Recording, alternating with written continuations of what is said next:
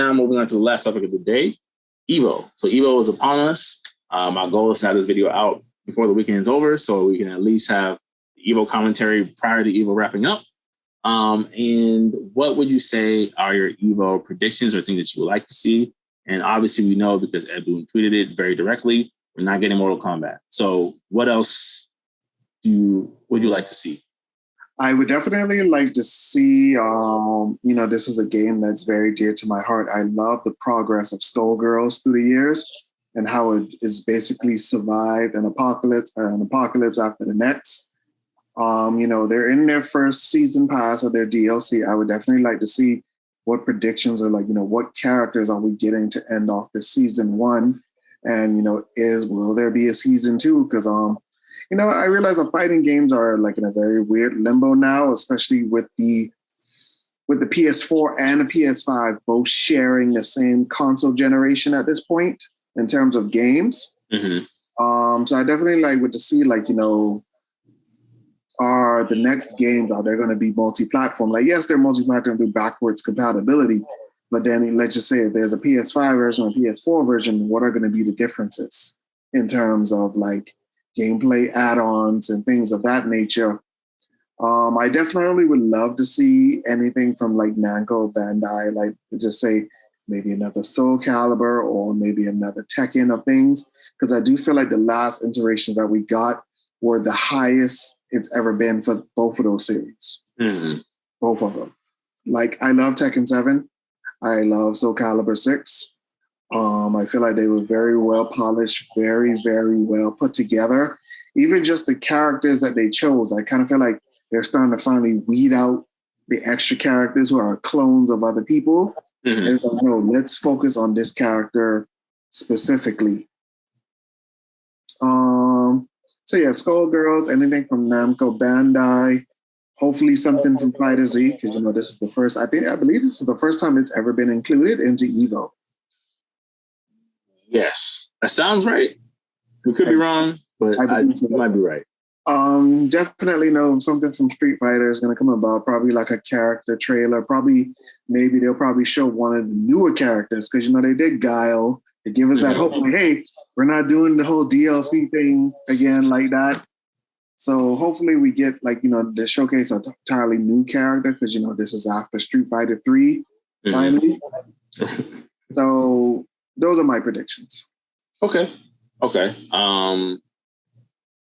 In that same vein for me, because we did speak about this prior to recording, like I said, I don't foresee any Fighters sequel announcement, at least not at Evo.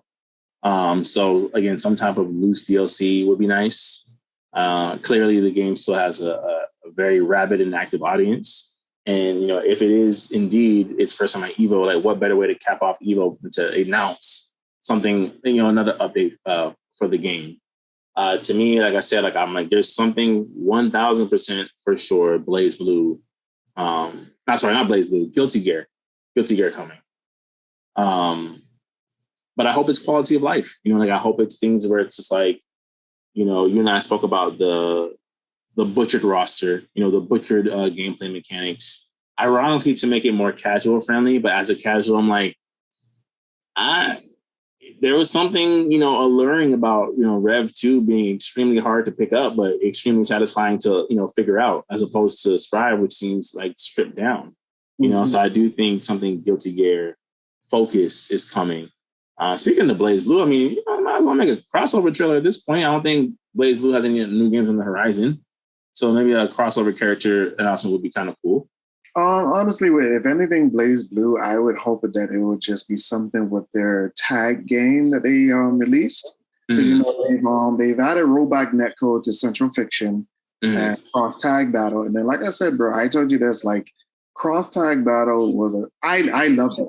I loved it, and I do feel like that would have been a great Marvel versus Capcom contender, a tag based game that was I love the fact of all of Arc System Works games, the anime versions.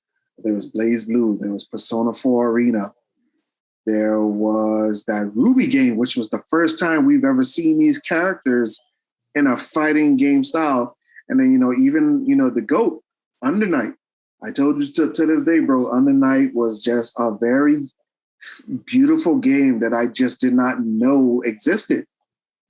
Mm-hmm. And I just kind of felt like they just kind of like dropped the ball on it. Like, yeah, we got the 2.0 update and it was cool, but it was like, bro, that's it. Like, you added new worlds, but it's like, bro, we can build on this. Right. Like cross tag battle it had so much potential. Mm-hmm. I think, with even because I haven't played cross tag battle, I think, you can't outrule the appeal to casuals, right? And I think one of the things with cross tag battle is like, what would there be iconic character wise that would be like, let me go pick this up? Because it's like, unless you were a long-term invested, especially a long-term invested Blaze Blue fan, why would you immediately go to look for cross tag battle?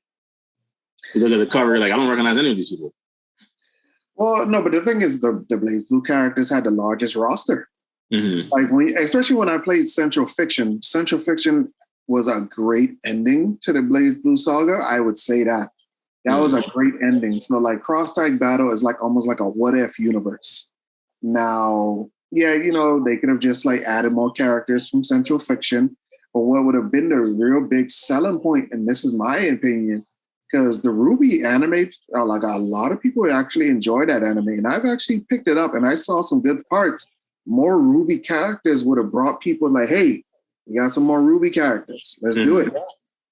Even like the Under Night universe, like that had a very solid following where people was like, we want to see more from Under Night. So like, even like, yes, Blaze Blue, the flagship, is kind of like has run its course, but these other two properties have so much more growth. Okay. So yeah. So we're back on the counter. But I think we can wrap it up in the next couple of minutes. For me, I know I'm alone on this hill, and that's fine. I don't think we're getting a Tekken 8 announcement anytime soon. I don't. I know people are like, we want one. I know you said you want one. I don't see it. I don't. I can see Rollback Neko being announced. I can see some type of quality of life improvements maybe added. Of course, there'll be some type of costume pack because that's just what Bandai Namco is kind of known for. Capcom too.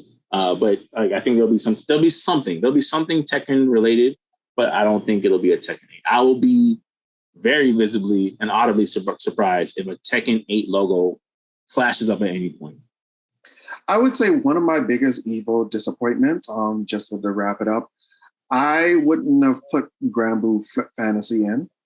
Personally, out of the latest Arc System Works games, that was my least favorite.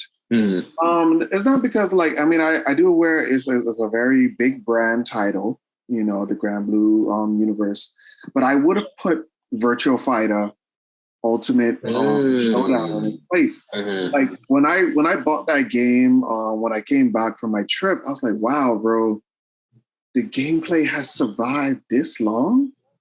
Like, even with this new polish, with the new graphics, the updated character designs, even with the more esports feel to it, I was like, wow, this game truly is a gem in terms of combat. No beans, no gimmicks, no meter burns. This, like, it is pure, bro. You got to know these hands. Yeah. Okay. And it survived literally 13 years. And it's like that should have been in the place of Granblue to me. It's Sega that owns them, right? Virtua Fighter. Yeah, but it's a PlayStation exclusive, and then PlayStation now owns Evo. So I was like, bro, that would have been the perfect opportunity. That is true.